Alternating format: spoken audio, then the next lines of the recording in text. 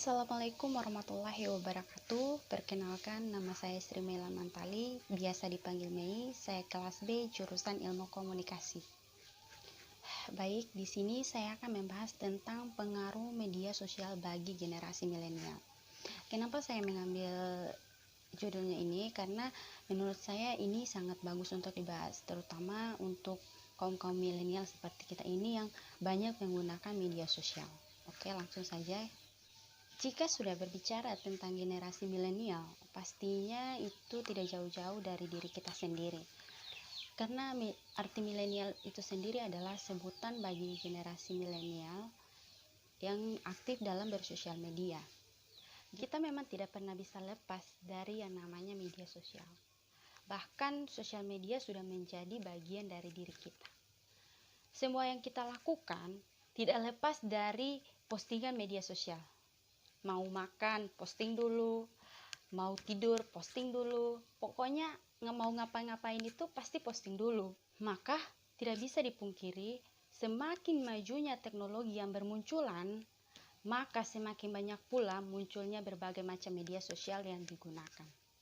Contohnya, Facebook, WhatsApp, Instagram, Snapchat, Twitter, Line, dan masih banyak lagi.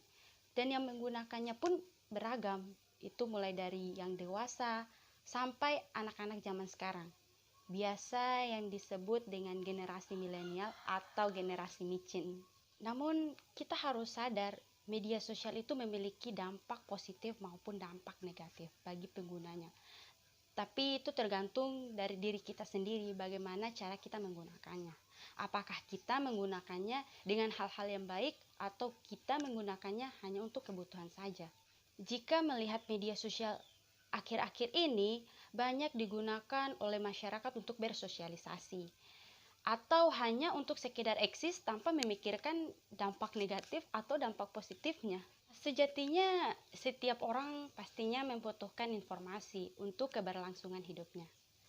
Karena informasi tersebut sangatlah berguna dalam kehidupan bermasyarakat. Alasan mengapa setiap orang memerlukan informasi adalah untuk meningkatkan wawasan mereka, serta menambah edukasi bagi keberlangsungan hidupnya. Lantas, apabila saat ini kita hidup di generasi milenial yang memiliki karakter sebagai pembaca yang pasif, bagaimana kita mendapatkan informasi yang baik yang dapat berguna meningkatkan wawasan dan edukasi bagi diri kita sendiri? Nah, tentunya meski saat ini kita dimudahkan dalam hal apapun termasuk dalam mendapatkan informasi, kita harus memiliki sikap yang bijak serta pola berpikir yang kritis agar mampu menyaring informasi mana saja yang memiliki nilai positif dan membuang informasi yang dianggap tidak layak untuk dikonsumsi. Dilihat dari dampak positif yang ada, sisi lain yang patut diperhatikan adalah dampak buruk dari media sosial yang terbatas dalam pertumbuhan kepribadian anak zaman sekarang. Coba kita lihat pada beranda media sosial, kita bisa mengamati hal demikian. Dari mereka yang dewasa sebelum pada waktunya, imitasi gaya hidup ala-ala sinetron, serta kebiasaan penggunaan kata-kata lazim dan nama-nama tren. Hingga jebakan anak dalam pusaran sara akibat lalu lintas informasi yang serba bebas sehingga bisa diserap begitu saja dengan polos. Dan ini sangat disayangkan. Hal-hal yang tidak bisa dikonsumsi malah dikonsumsi oleh anak-anak yang belum dewasa pada waktunya. Saya menyimpulkan bahwa kebebasan sangat fundamental bagi anak dalam pembentukan kepribadiannya.